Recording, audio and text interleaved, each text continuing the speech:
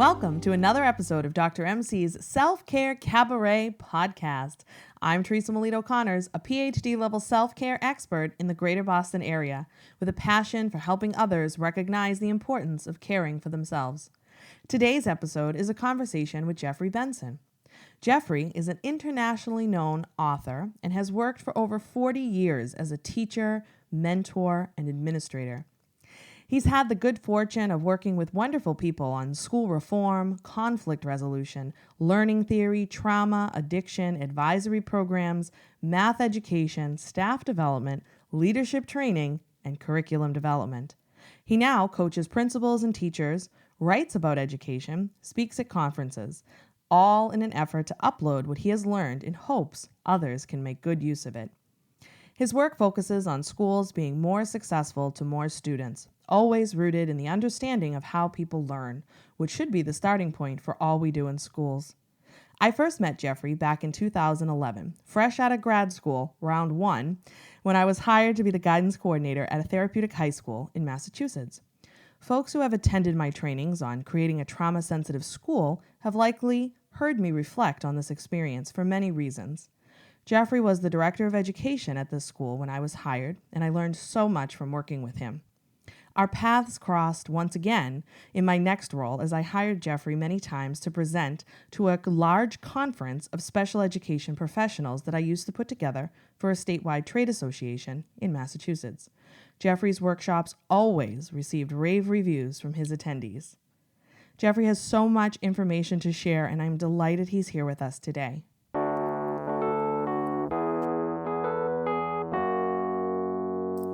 Thank you so much, Jeffrey, for joining us here today on the Dr. MC Self-Care Cabaret podcast.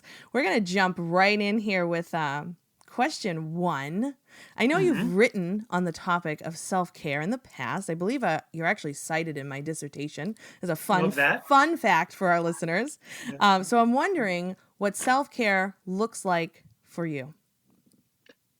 Well, it's been an important part of my career from the beginning because, as some people know, my first job was in the basement room next to the janitor's closet with all the kids in a school no one wanted. And it was so important to realize that I needed to take care of myself. So I'll tell you an interesting one I did. I realized I always needed someone to talk to in my work. I think that's the most, I would start off with that. You have to have someone to talk to because there's so many issues, so many things go through your head when you work in a school in a given day.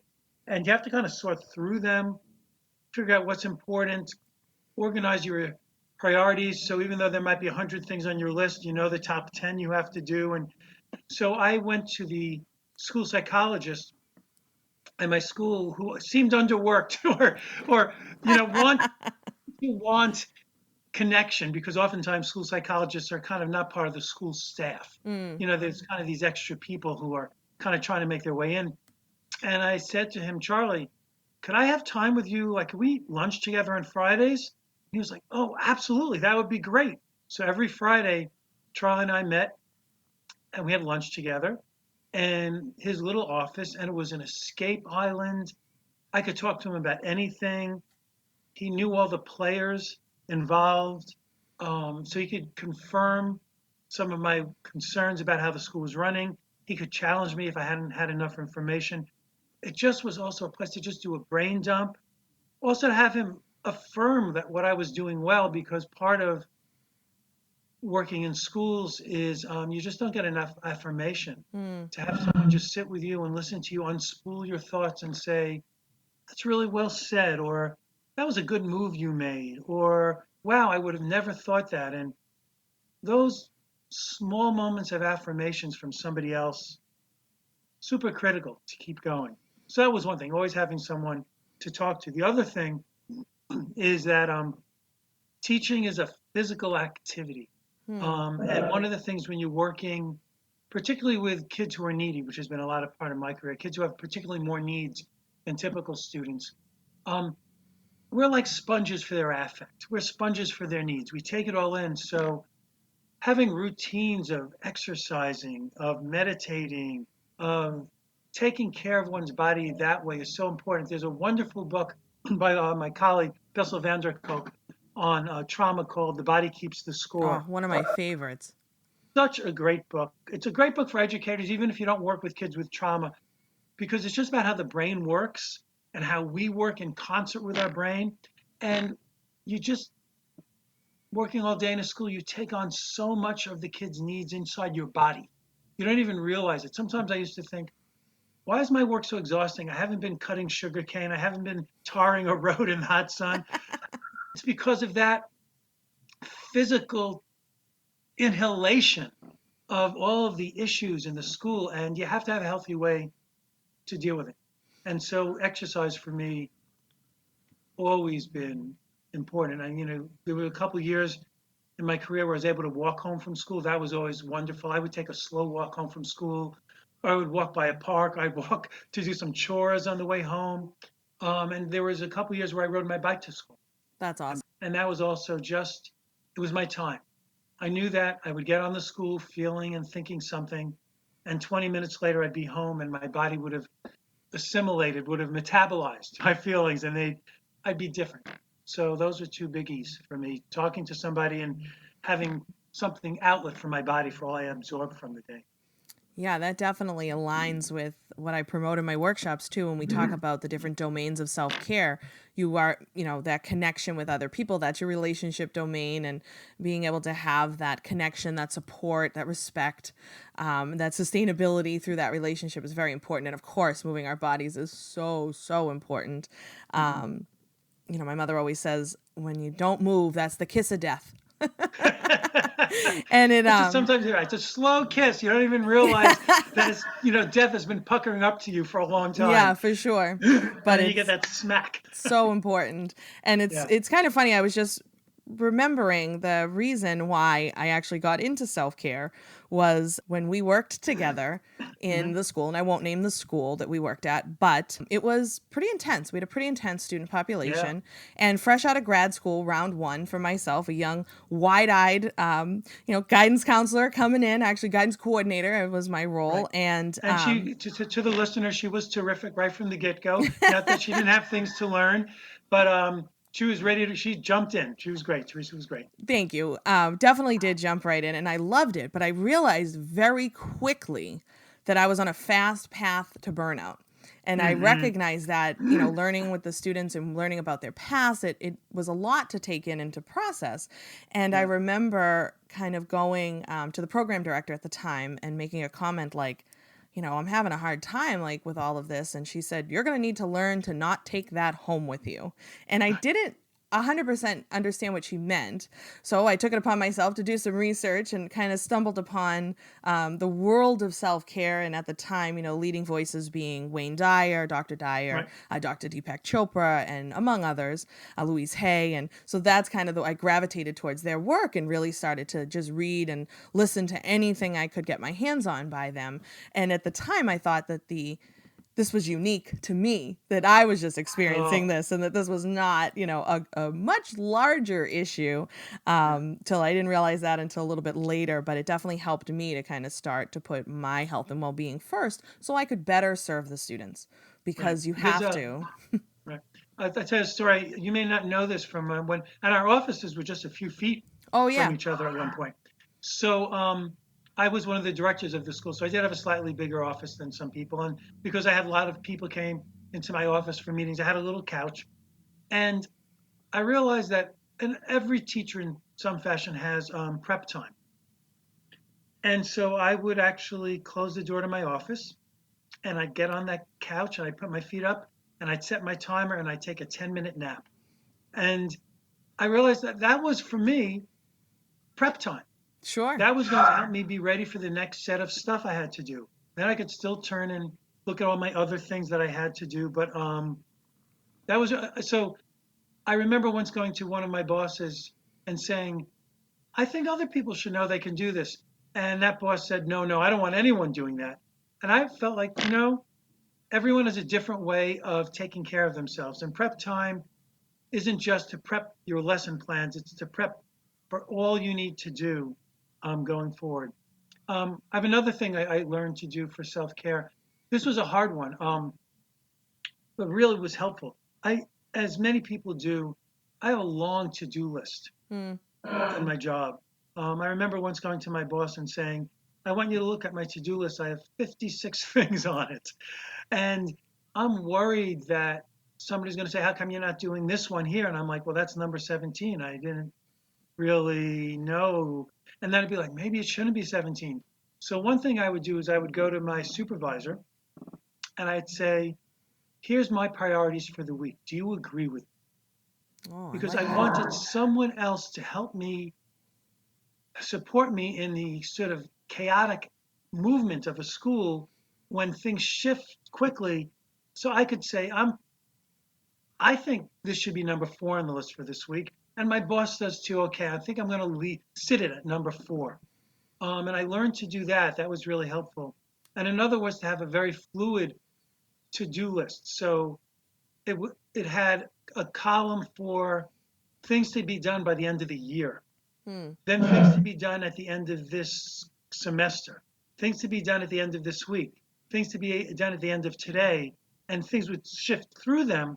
So I could also say, all right, I know what my priorities are today. If I have time, I feel confident in choosing the 3 or 4 things I'm going to put my time to because I know everything else is parked somewhere where it won't get lost. Because otherwise, everything was swirling in my head, trying to hold on to everything. So having a really well organized, prioritized to-do list, and having your boss confirm that you've got it right was really helpful for me focusing and being calm. I think that's part of the stress of working in many institutions, and I know school the best, is the endless number of things to do. They say schools are at the crossroads. Here's something for a self-care problem. Schools are at the crossroads of infinite need and finite resources, Oh, that's right? And very isn't that true. just a killer for those of us who care about the kids, care about the system, care about the parents, to know every day you're not doing as much as could be done? You got to learn to live. That's the part. You, it's not that you can't take that home, but you have to know over time how to pat yourself on the back and said, I did the best I could today with what I had to do. Can I tell you one more story? Yeah, of course. So one time when I was a director of a school, principal, and there was a big crisis that day at the school. And basically I had to abandon my well-prepared to-do agenda for the day, took care of the crisis. Everything went fine, got through it, got the right people, got the police, got whoever had to be there. Don't remember all the details, an ambulance or whatever. And I went to my boss at the end of the day and said, I want to let you know that I just did a Hall of Fame day as the director of this school. I managed the school so well, but I have to let you know the person who's number 3 on my to-do list that I didn't get to talk to today thinks I'm a jerk because I never got to him. So Yeah. I will get to him first thing tomorrow. And that's the other part. Okay, I'll give you one more self-care part. Obviously, I'm going to keep going as one thing leads to another. Um, I made a rule for myself, which I ultimately shared with a lot of people, which is if that you called me or send me an email or a text on, let's say, Monday, I had till the end of the day, Tuesday, to get back to you, unless somebody said it was an emergency. Sure. Otherwise, I had to give myself permission to get through what I thought was the priority today and know that I would get to the person by the end of the next workday. But that person who's writing to me, calling me, texting me to get their needs met have no idea what they're dropping their need into, into the cauldron I'm working with. Exactly. So I always had that as I tried to put that out to people as sort of, this is how Jeffrey operates. And as long as you know that, I think that's a good way to protect yourself from being overwhelmed. Sure. No, I love that. I think that you hit upon some really important points. And I really like that. So let me make sure I get it right. Infinite need, but finite resources. I think that Yeah, might be the episode title. Infinite yeah, need and finite resources. right. Because I think And Tom, globally, like people self care anyway. Like there's an infinite need to take care of yourself, right, but sometimes people feel really like struggle with the resources and the how to do it. right. And also, in schools, and I think a lot, the most finite resource is time. Of course. And that's why teachers don't take the time to go to the bathroom during the day Or eat. or eat or anything like that.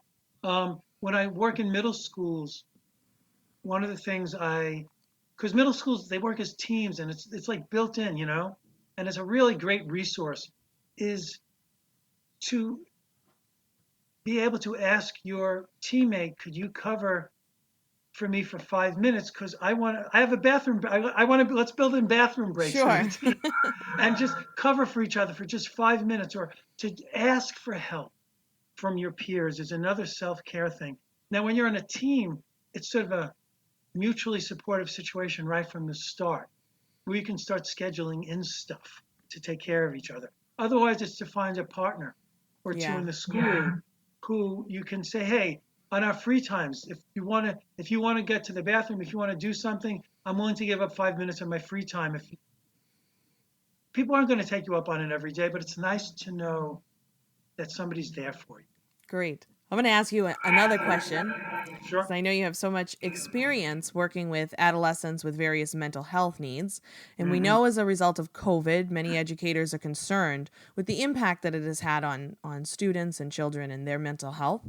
So I'm wondering what advice you can offer to help educators in dealing with this as we move forward. Gotcha. So, it's interesting thing about living and learning through the pandemic. When it first hit, and I coach and consult to principals and school leadership teams and teachers all around, and with Zoom, sort of geographically even farther reach at this point. And I was feeling a little intimidated at first because I said to people, I actually have no experience of running a school in a pandemic. I can't tell you after 3 weeks in the pandemic, you should be at this stage. And looking back, we can see there were some stages. But what I realized was human beings, we're still human beings in whatever conditions we're put in. And so I actually leaned heavily into some of the resiliency research and looking at three protective factors. And that's going to be for kids coming back into school. So one is relationship building, Mm, absolutely critical. very, very Second important. one is opportunities for students and staff to have voice and autonomy. Because, what I always say is I'm not a good mind reader. And I don't want people to count on me reading their minds to ask for what they need. So part of the relationship building is so people feel safe saying to me, Mr. Benson, can I do this? This would help me. Can I do that? I'm wondering about this. They have to feel safe to be vulnerable. So relationship building is primary because then it allows kids and adults to have autonomy and voice so they can organize their own world a little bit. Because it's very scary if the system is so set in stone that you can't take care of yourself, even though you might have a good idea. I always love my students who would say, Mr. B, can I sit by the window? Mr. B, can I have graph paper? Mr. B, can I use a marker instead of a pencil? Mr. B, can I sit with Teresa because I would work better with her? Oh, that's yay. That's what you want from kids to do. So they need to feel safe. They need to know that's asked. And then you want to praise kids. So autonomy and voice. And initially, you're going to have to ask kids, you give them menus of things. What would help you? So I'm going to come to the third thing. But first, I want to say this one. Second one, um, in the school that Teresa and I worked in, and I don't know if this happened when you were there, but there were a couple of times when there was a crisis, Hmm. either with a kid at the school or in the world, a big event. And we knew everyone was coming into school with a little more on their emotional ledger. And we realized that what some kids wanted was to just do schoolwork. It was the most soothing thing they could possibly do. It was better than all the chaos in their mind. Give them a math sheet. That was what they wanted. Some kids wanted to sit one on one with a trusted adult. Some kids would like to be in a small group to talk. And so we realized that autonomy and voice was to give kids choice about how to take care of themselves. And that's a really important thing, to have a menu of options that they can choose from, that they won't always choose perfectly well, but they'll learn to. And some of them really do know what's better, because I realized when we decided one time to cancel class and just had groups, that made a lot of kids really anxious. Mm. not a good idea to give people zero choice when they're emotionally in turmoil and say, this is the one solution for you. So autonomy and voice means there's choice that kids can operate with, and adults as well. And the third thing is predictable systems of support. So if you need something, how do you get it? What's there for you? In one of the schools I worked in, we had a long list of, if you are feeling anxious about a friend, you can go to this person in the school. And there was like a list. If you want to change a class, go talk to Teresa. Here's that person. If you're having concerns with a medication, here's when you can go see the nurse. But it was a long list of things. If you would like to find a job, if you would like to get a ride home regularly, whatever it was, that we had a list of places kids could go where they didn't have to ask, because asking the wrong person makes you vulnerable. I want to know. So we listed out as much as we could, and it was in the student handbook. It was posted in like a lobby area, and it served the purpose also of saying it was okay to have needs, that we all had them. And I remember once in an assembly, we had some of the veteran students talk about who they went to one time when they had a need like that. So you also want to model self-care. It was okay. I went to talk to Teresa when I wanted to change a class, and it was great talking to her. And I recommend going to see her. And so hearing it from their peers. So I want to repeat. So it's relationship building, reaching out, doing that extra stuff, opportunities for autonomy and voice, which means you have to give a choice whenever you can of activities and things. And the third thing is predictable places to get the support you need. So you don't have to ask for it, but it's set up ahead of time for you. All of these things are doable in schools. And I want to say the last one in particular, I wish we did more regularly. We do know what the resources are in the school. How do we make it? That's how we roll around here. We put resources out, kids use them. We celebrate kids using the resources. Yeah, that's why I think coming back from COVID, we still lean into those three protective factors. Yeah, and I think that resiliency piece is going to be huge as we move forward. And the idea of choice and autonomy also, because we have to remember that these kiddos are coming back from a variety of different experiences over the last Yes, 15 years. I mean, not everybody's 15 months. 50, sorry, yeah, 15 months, 15 And years. Oh 15 my years God. as well. Wait, let's say 15 years definitely, and then the last 15 months is sort of exponentially Yes. idiosyncratic. Absolutely.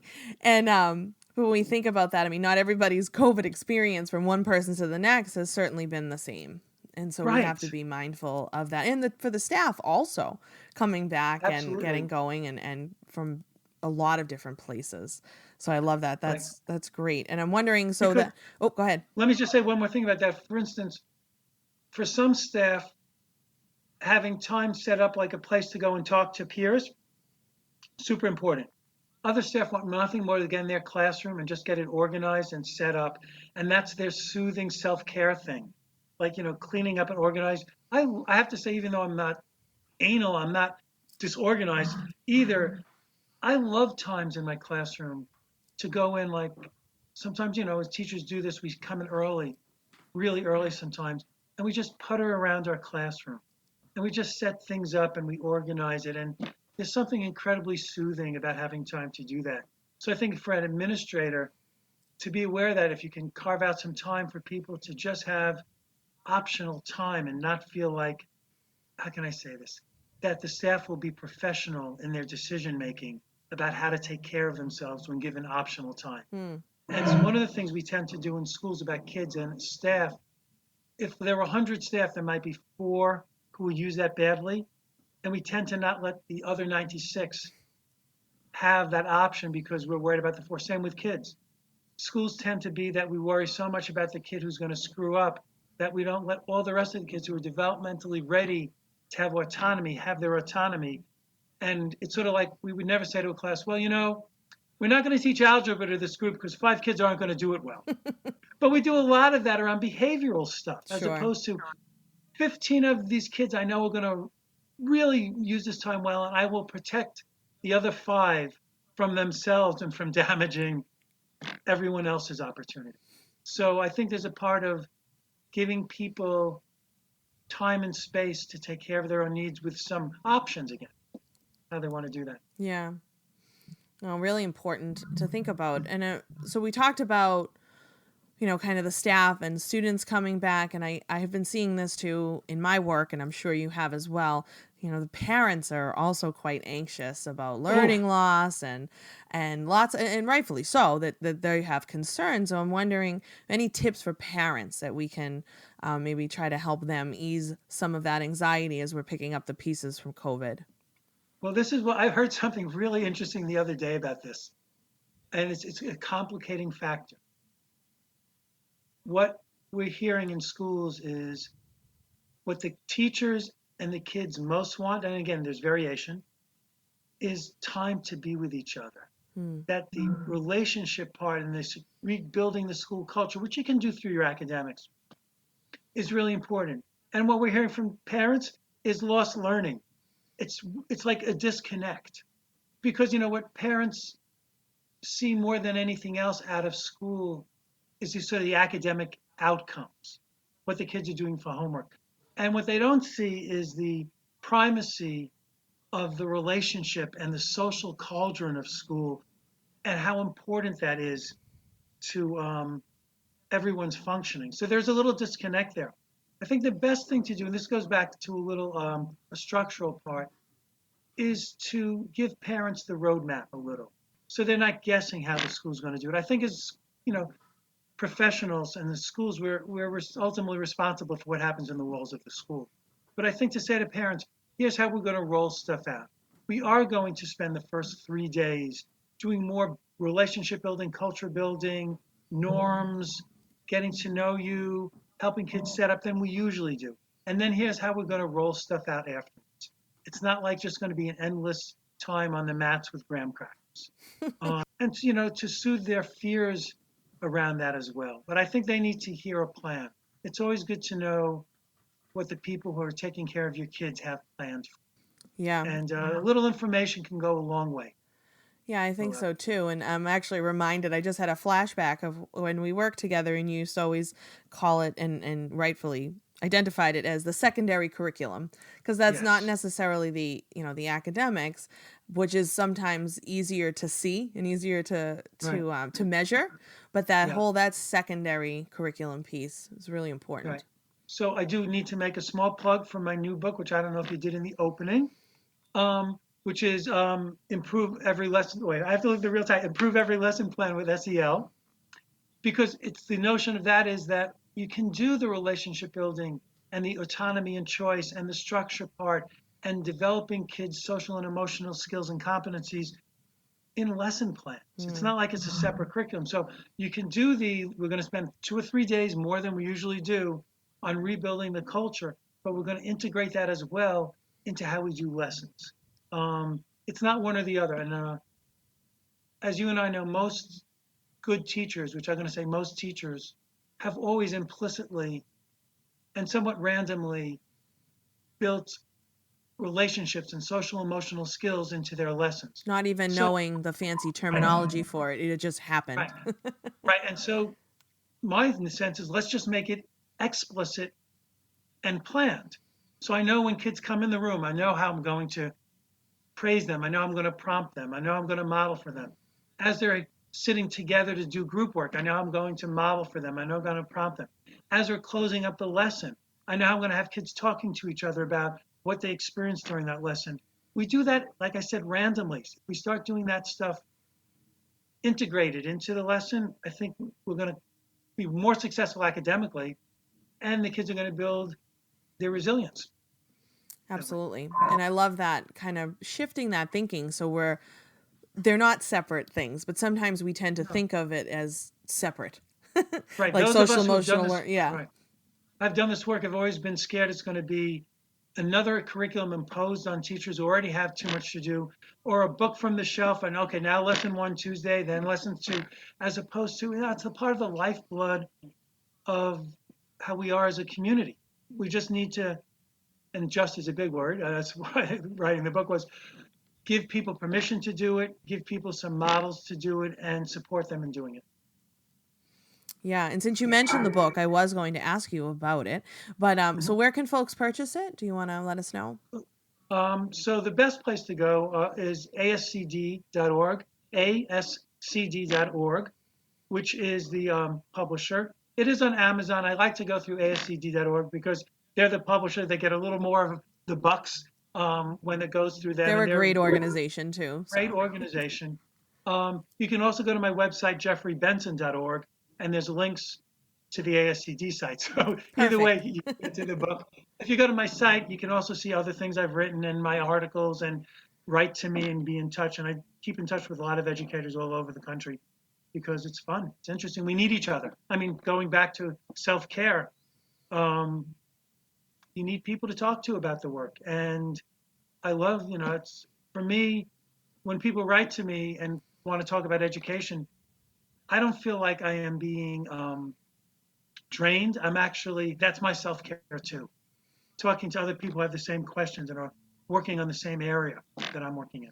That starts to get into actually the spiritual domain of self-care, where we can Oh, see a yeah. larger purpose in our work, and we enjoy helping others, giving back, and that we, educators tend to do really well in that domain just in general, because we can see the impact that our work has on the students Right. that we work with. And that's been right, a big part of my work in various ways. And it's sort of implicit. And sometimes I remember to make it explicit is I want people to remember why they became teachers and what they love about kids.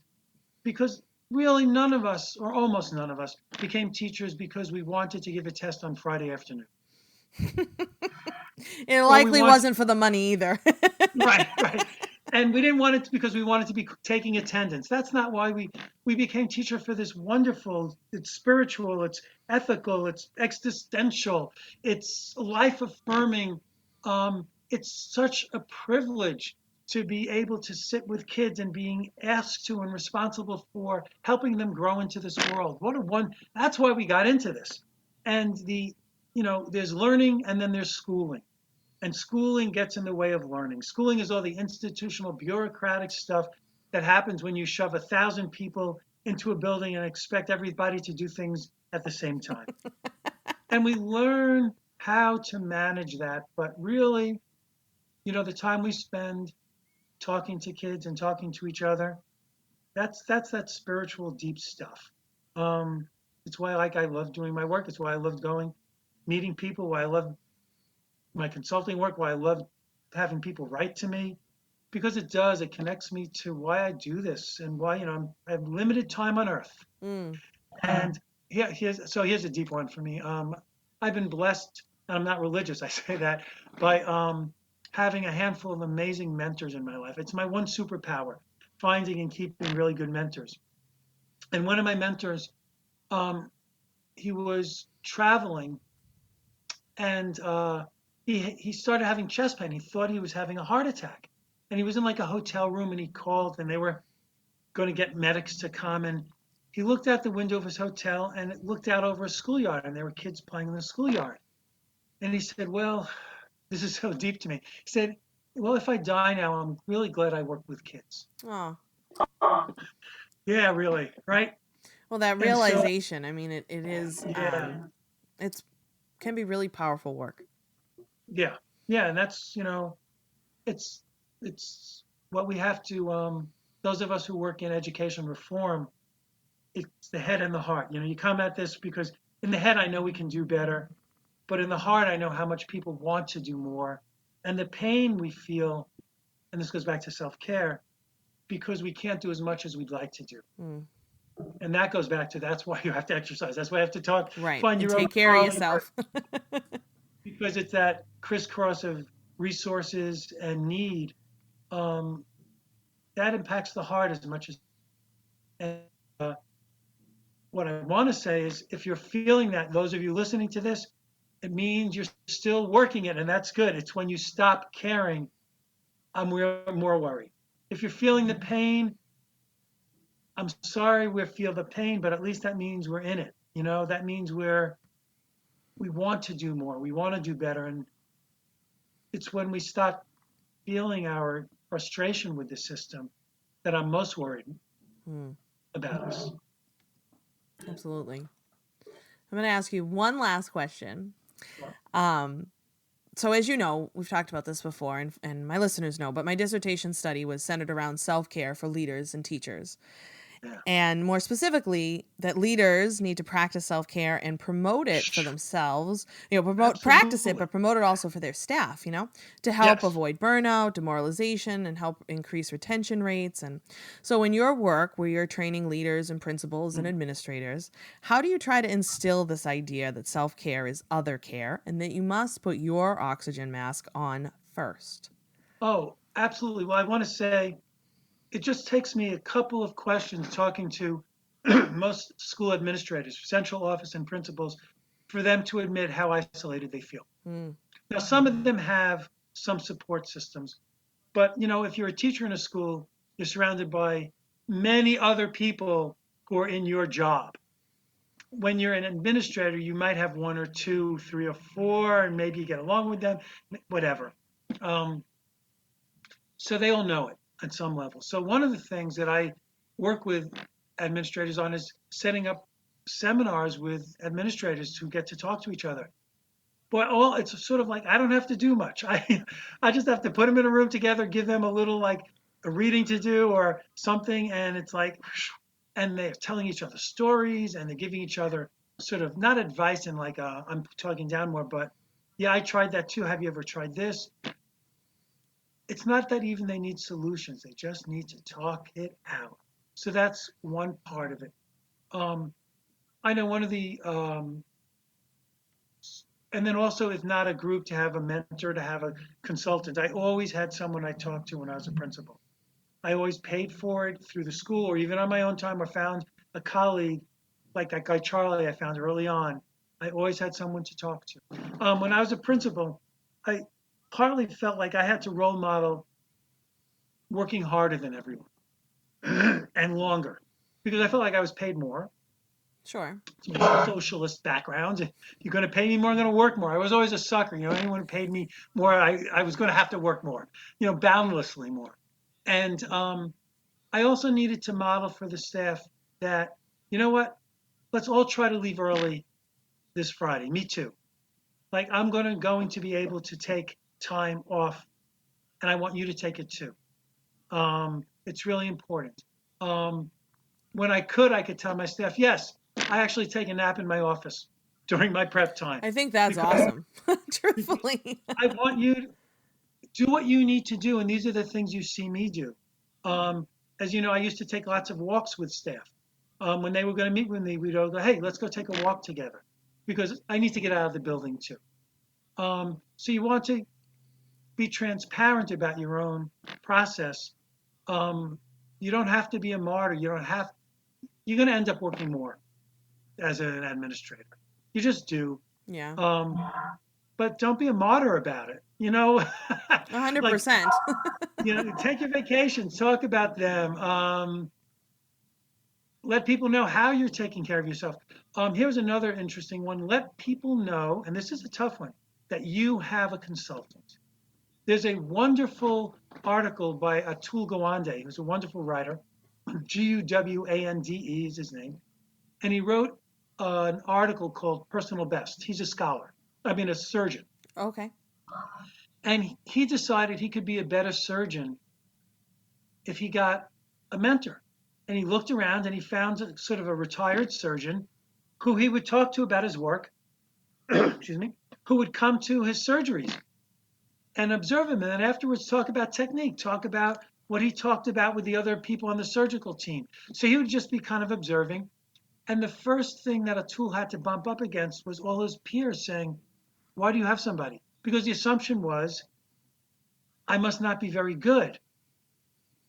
And he was like, wait, the greatest tennis players in the world have coaches. Mm-hmm. The greatest singers in the world have coaches. Masterful people in the world continue to learn and have coaches. And he was like, I realized I wanted to be better. And so he had to overcome his institutional bias against owning that you were still learning on the job. The article ends with a very funny moment where so he's become comfortable with having the surgeon mentor. They have a good relationship, and somebody's getting wheeled into I think it's a woman getting wheeled into surgery, and he's going through with her what's going to happen. And this person's, anesthesiologist. This person's going to help me. He's introducing them, which is a lovely thing to do. And she sees his mentor on the side, and she says, "Who's that?" And he goes, "Oh, that's my coach." And the last line of the article is, "She didn't look happy." I think that's great, though. I mean, I think sometimes there's, like that stigma. As you were Yes. talking, it was reminding me even how people sometimes feel about therapy, that like, you shouldn't need that support or that help. Like there's Right. that kind of, Right. feeling from certain people. I mean, I work with a therapist. I don't see a problem with that with anybody, where I think Right. it's really beneficial for people to have that. And it's almost, think of it similar to like a coach, though, somebody, a mentor. Yes. Like you need those people to kind of help you make sense of the Right. world and help you on this journey. Right. And in schools, there's a little bit of a part of the stigma, and I can't speak to other organizations and institutions, I don't know them that well, is most people who are school administrators rose up from the ranks. Sure. And so there's this little bit of, I have to prove that I'm actually smarter, wiser, better, more accomplished than the people who are my peers, because otherwise, why do I have this job? And so being vulnerable, talking about that you were still learning on the job, feels somehow like I will be diminished in the eyes of my peers, as opposed to your peers would be going, "That's great that you're trying to get better at your job." But you have to overcome that sort of ego thing, Mm. you know. But I Yeah. highly recommend the article "Personal Best" by Atul Gawande, because it talks through all of his internal stuff and institutional stuff about deciding he wanted a coach so he could be better at his work. I love that. I'll definitely look that article up. Maybe we can link it also in the Yes. episode notes, as well as your contact information. I know you've already shared your website with folks, which is excellent. And that was all the questions I had for today. I think you gave us a Great. lot, which was excellent. Thank you so much for your time. I very much appreciate it. And I consider you one of my mentors, as you have definitely helped me throughout the years as we've worked together. But then I still recall on lots of the things that I learned during that time period very fondly. And so I very much appreciate that. Thank you. Great. Nice talking with you, Teresa. Nice to talk to you too.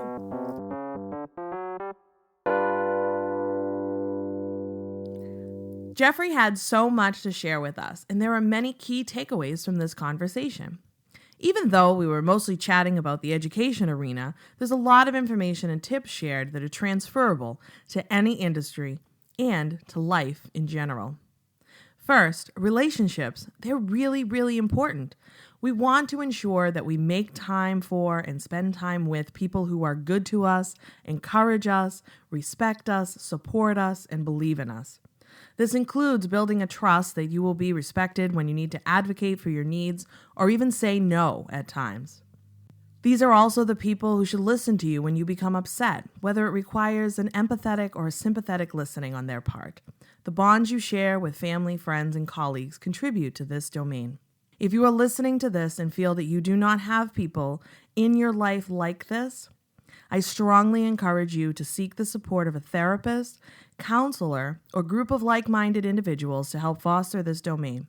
This is a critical aspect of self-care and can be the hardest to come by and sustain. And we absolutely absorb the energy of those around us, so we must be mindful of this and make sure we are setting boundaries and taking care of ourselves in the process. And while I have never taken a nap at my desk, I don't see the problem with it. Anytime you can take a brain break, a movement break, or another self-care practice for just a few minutes, you will actually make yourself more productive as a result.